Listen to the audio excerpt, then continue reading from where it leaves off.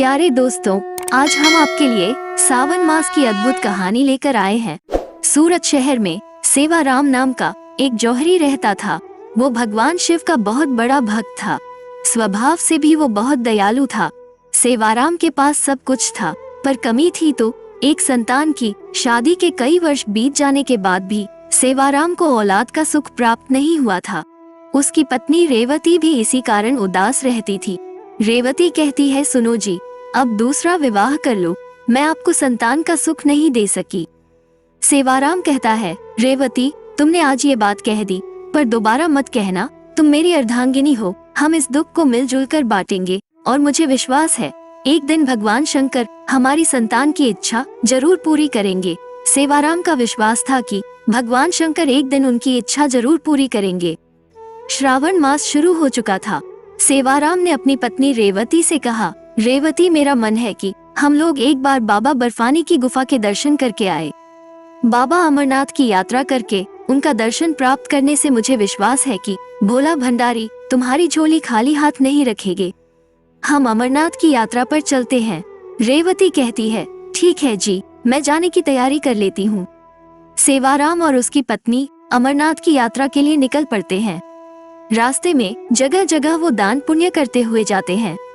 बाबा अमरनाथ की यात्रा के रास्ते में जितनी भी लंगर कमेटियां दिखती है, सेवाराम वहां यात्रियों की सहायता के लिए किए जाने वाले इंतजामों में अपनी मदद देता है। खूब दान करता है। ओम नमः शिवाय का जाप करते हुए वो अमरनाथ पहुंचते हैं।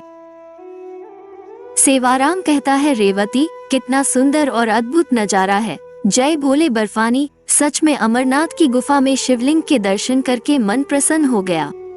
रेवती कहती है, भोलेनाथ, मैं संतान सुख से वंचित हूँ, मेरे गोद में औलाद का सुख भर दो प्रभु।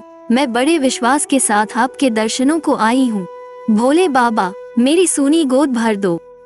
इधर देवी पार्वती कहती है, हे भोलेनाथ, आप अपने परम भक्त की संतान प्राप्ति की इच्छा क्यों नहीं पूरी कर रहे हैं? ये लोग सच्ची भक्ति का फल आपसे मांग रहे हैं। भगवान भोलेनाथ कहते हैं, देवी पार्वती, मैं भी चाहता हूँ अपने भक्तों को उनकी इच्छानुसार वरदान देकर उनकी पूजा और विश्वास को सफल बनाऊं। पर सेवाराम को जो पुत्र प्राप्त होगा, उसके पिछले जन्म के कर्मों के कारण अल्पायु अवस्था में ही मृत्यु हो जाएगी। देवी पार्वती कहती है, आखिर पिछले जन्म में उसने ऐसा क्या पाप किया है जो इस जन्म में छोटी आयु का योग है? भगवान कहते हैं, सुनो देवी, पिछले जन्म में ये बालक डाकू मंगल था। लूटपाट करके लोगों को मार देना, यही इसका काम था। one दिन जब कोई बारात जा रहा था, तब डाकू मंगल कहता है, इसे लूटने में बहुत धन की प्राप्ति होगी, रुक जाओ, ये बारात तभी आगे जाएगी जब ये सारी धन दौलत रुपया पैसा तुम मुझे दे दोगे। दुल्हे के पिताजी कहते हैं, हमें जाने दो, ये हार तुम ये सब रख लो, मेरे इकलौते बेटे की आज शादी है, हमें जाने दो। दूल्हा कहता है, नहीं पिताजी, इस डाकू को कुछ मत देना, ये लोग ऐसे ही भोले भाले लोगों को डरा धमका कर लूट लेते हैं। डाकू मंगल कहता है, अच्छा, तुझे मेरे से डर नहीं लगता, तो ये ले। डाकू मंगल उस व्यक्ति के इकलौते लड़के को तलवार से मार देता है। जितनी भी बाराती थे वो भी बचने की कोशिश करते हैं, पर मंगल सबको मार देता है।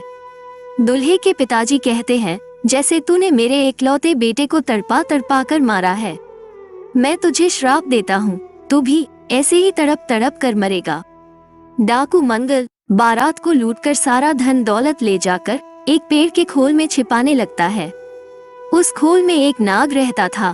नाग डाकू मंगल के हाथ पर डस लेता है। नाग के डंक मारने से डाकू मंगल तड़पने लगता है और उसकी मृत्यु हो जाती है। भगवान भोलेनाथ कहते हैं, देवी पार्वती, जिस बालक को डाकू मंगल ने तत्काल मृत्यु दी थी, वो उस वक्त 21 वर्ष का था, इसलिए डाकू मंगल इस जन्म में मेरे भक्त सेवाराम के पुत्र के रूप में यदि जन्म लेगा तो उसकी उम्र भी 21 वर्ष ही होगी। देवी पार्वती कहती है, पर भोलेनाथ, आप अपने भक्त सेवाराम को भी तो निराश नहीं कर सकते, वो आप पर पूर्ण विश्वास करके ही अमरनाथ की यात्रा पर निकला है, आप उसकी विश्वास को कैसे डगमगाने दे सकते हैं प्रभु? भगवान भोलेनाथ कहते हैं, ठीक है देवी, मैं सेवाराम और रेवती की संतान प्राप्ति की इच्छा पूरी कर देता हूँ। अमरनाथ में शिवलिंग के दर्शन करके सेवाराम और रेवती एक आस लेकर घर वापस आ जाते हैं। रात को सपने में भगवान भोलेनाथ कहते हैं, सेवाराम, तुमने बड़े विश्वास के साथ मेरी अमरनाथ यात्रा पूरी की है। तुम्हारी भक्ति से मैं प्रसन्न हूँ।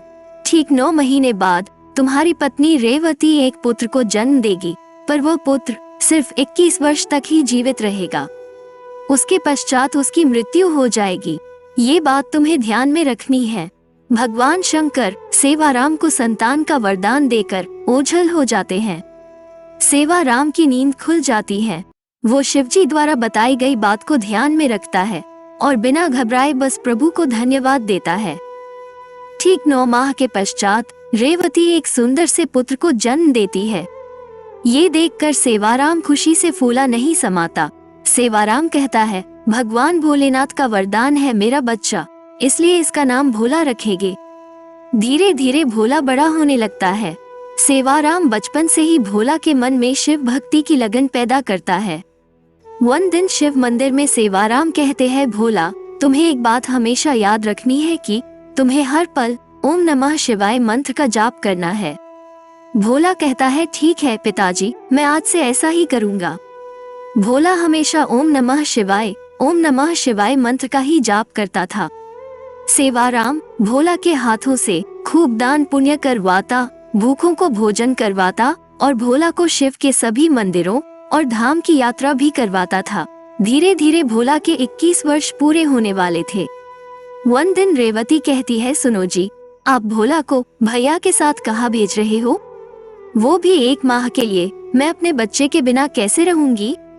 1 माह के पश्चात तो इसका 21वां जन्मदिन भी है।